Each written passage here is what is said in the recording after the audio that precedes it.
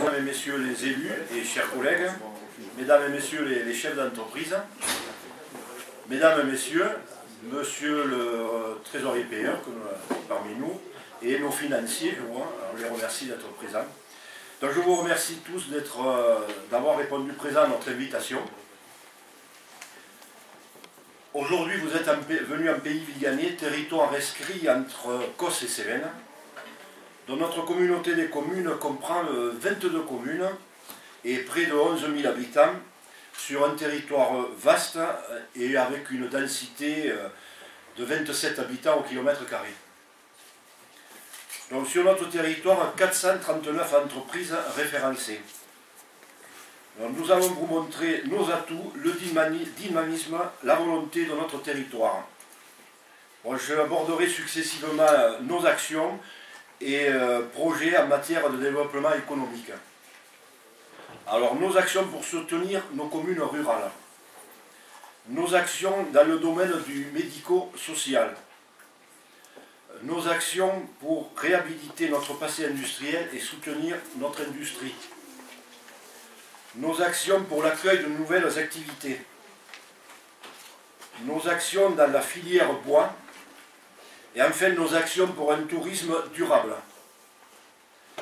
Et oui, tout cela se passe en pays viganais. Parfois porteurs, soutiennent aussi bien techniques que financiers ou tout simplement acteurs. Tel est le rôle de notre communauté des communes en pays viganais. Tout d'abord, la communauté des communes participe au maintien du tissu social en milieu rural.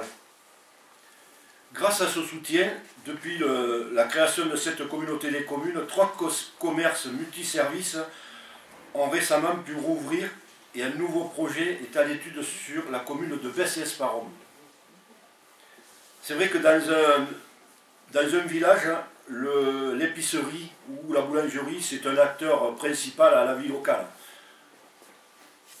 En matière de médico-social, la communauté des communes du pays viganais a créé une structure d'hébergement pour personnes âgées à Montardier et travaille actuellement avec les professionnels de santé du territoire pour faciliter la création d'une maison de santé pluridisciplinaire privée. Ce projet est adossé à notre hôpital local et à son futur EHPAD, maison de retraite, va permettre de constituer un véritable pôle de santé au Vigan.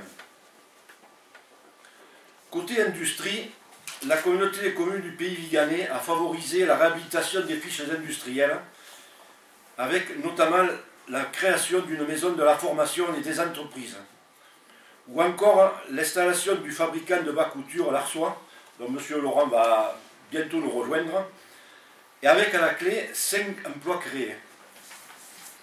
Il est important à noter au passage que malgré les épreuves des dernières années, Well est toujours là et bien là. La preuve, nous avons notre directeur, son directeur qui va bientôt intervenir à propos de Well. L'entreprise se positionne parmi aussi les meilleurs chaussants du niveau national. Par ailleurs, nous poursuivons notre action pour favoriser l'installation d'entreprises, privées ou publiques, endogènes ou exogènes, en nous appuyant sur les réseaux partenaires tels que la CCI, la CMA ou NRCT. Pour les accueillir, nous avons notamment notre 3e zone d'activité. Cette zone est en préparation, 3 hectares disponibles, et c'est dans le cadre du plan foncier régional. A noter que cet espace proposera une offre complète avec un raccordement au très haut débit.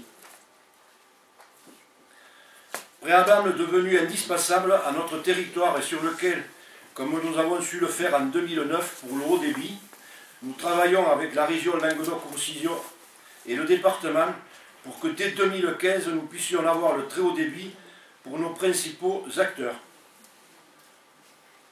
Donc dans ce cadre-là, François Clément nous parlera en tant que président de Cévennes Vallée Numérique sur le très haut débit. Enfin, la communauté des communes du pays viganais est un partenaire actif de la filière bois. Donc là, M. Blaise nous interviendra sur la filière bois.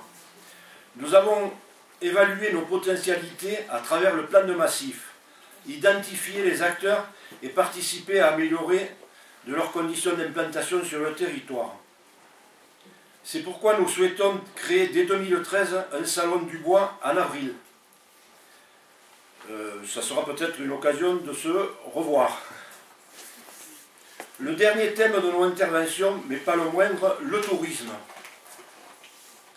La communauté des communes du pays viganais a des atouts et un territoire naturel et culturel préservé et vivant.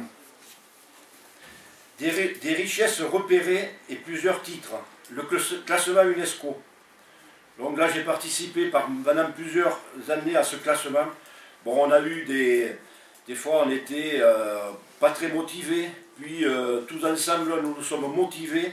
Et notre joie, ça a été quand même le 28 juin 2011, quand nous avons eu ce classement au patrimoine mondial de l'UNESCO. Vous voyez qu'à force de se battre, on arrive à des conclusions joyeuses.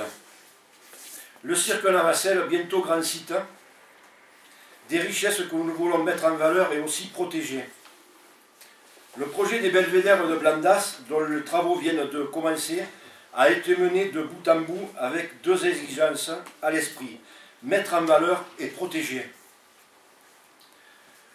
J'aurais également pu vous parler de notre politique agricole sur laquelle nous travaillons depuis 5 ans.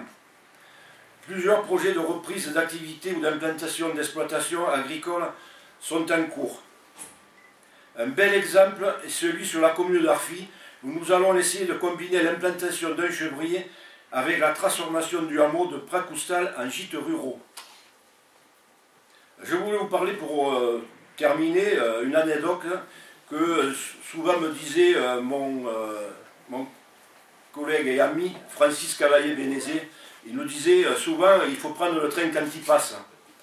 Et il ne passe pas plusieurs fois. C'est le cas ici parce que nous sommes dans une ancienne gare et le train ne passe plus. Alors les gares les plus proches sont Nîmes et Montpellier. Bon, ben nous prenons nos dossiers, nous allons voir le président du conseil général, Damien Larry, nous allons à la région voir le président de la région, Christian Bourquin. Heureusement encore sur place nous avons notre sous-préfecture, donc avec un acteur important, notre sous-préfet M. Gilles Bernard. Je parlerai aussi de son prédécesseur Patrick Martinez, qui a été un grand acteur.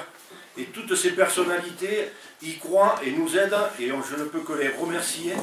Aujourd'hui, nous avons les acteurs économiques de notre territoire, toutes les personnes qui y croient. Nous y croyons tous ensemble et prenons de la hauteur. Notre territoire, nous y croyons et nous croyons à son dynamisme. Merci beaucoup.